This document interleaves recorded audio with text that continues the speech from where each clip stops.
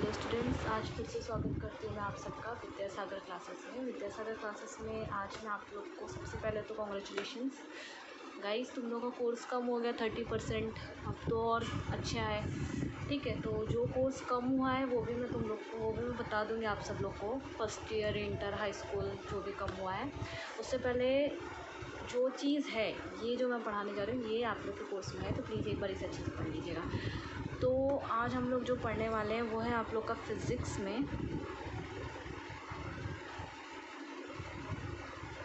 Laws of image formation by a spherical mirror, गोलीय दर्पण द्वारा प्रतिबिंब बनने के नियम। गोलीय दर्पण हमारे पास दो होते हैं, एक अवतल दर्पण होता है, एक उत्तल दर्पण होता है।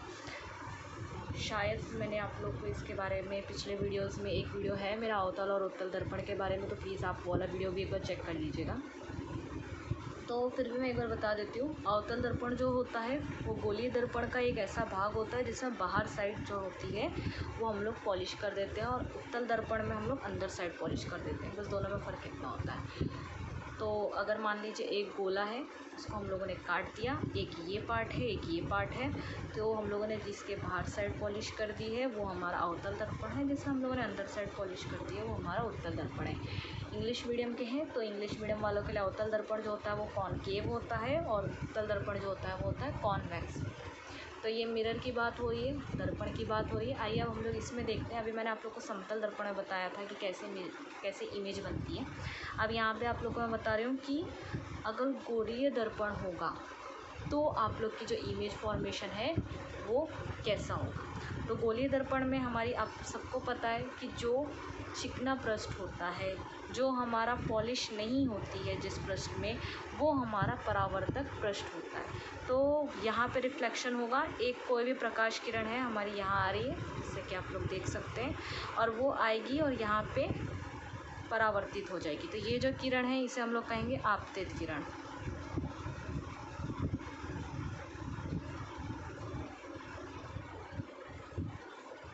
और ये जो जा रही है वापस, एक बार टकराई और टकरा के जो वापस जा रही है, इसे हम लोग कहते हैं परावर्तित किरण।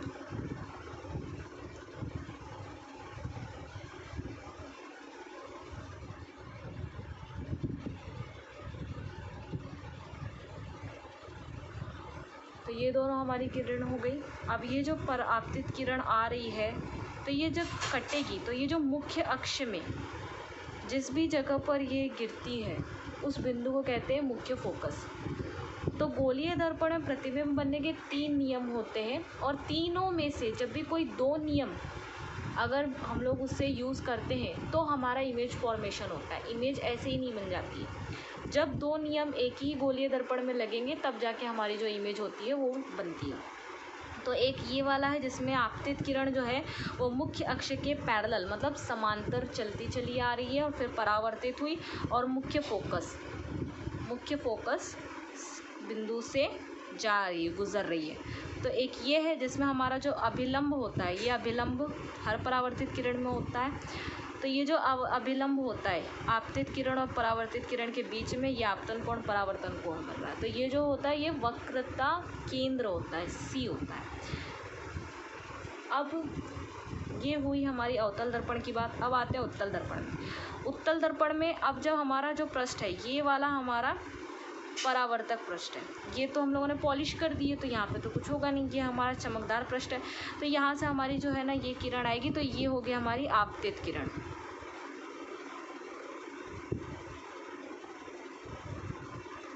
और ये होगी हमारी परावर्तित किरण।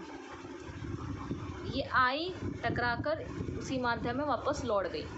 तो ये वाली जो लाइन है, ये वाली ही किरण को हम लोगों ने पीछे यहाँ से लेके यहाँ तक देखिए हम लोगों ने बढ़ा दिया, डॉटेड लाइन से बढ़ाया, मतलब ये मिल नहीं रही है।